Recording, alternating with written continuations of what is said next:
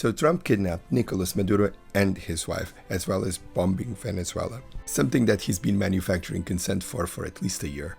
First by revoking Chevron's license to exploit oil off the coast of Venezuela, then on the 4th of March in his joint address speech to Congress, in which for the first time he revealed the linchpin of his manufacturing consent strategy, drug cartels. In this case, one called Tren de Aragua. And in the 15th of March, remember, he invoked the Alien Enemies Act, in which he mentioned Tren de Aragua by name. He also used this to increase the reach of the Department of Homeland Security, to give them powers to basically kidnap and deport people. In the same month, he also announced that he was going to give an extra 25% of tariffs to countries that bought oil from Venezuela. Then the Trump administration got more explicit. On the 25th of July, the US Treasury Department sanctioned the Cartel de los Soles and stated specifically that this gang was headed by Nicolas Maduro.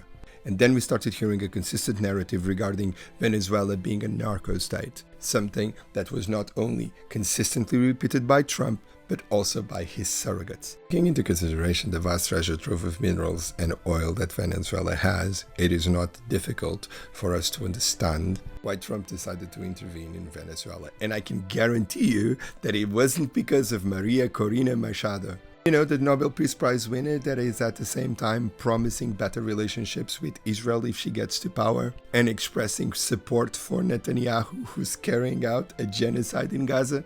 Somehow thinks that if she gets to power, she's going to be able to hold any type of moral authority after being propelled to that place by a fascist white supremacist regime in the United States. The Trump administration is creating a constellation of satellite states in Central and South America. This aligns with the Trumpian idea of the rule of the strongest. Also the idea that each of the great powers should have their own areas of influence, a backyard that they can manipulate without the interference of anyone else. But to be able to sustain regime change in Venezuela, Trump is going to have to support it in a very direct, very costly manner. Not only to stifle what I can predict will be potentially decades of insurgencies on the ground, but also to protect the interests of the American companies that at this moment I presume are rubbing their hands in glee at the possibility of being given a slice of the natural wealth of Venezuela. The concern now is with Venezuelans, because whenever regime change like this happens, the people on the ground always suffer the most. The veil of propriety of the rules-based order has just been ripped.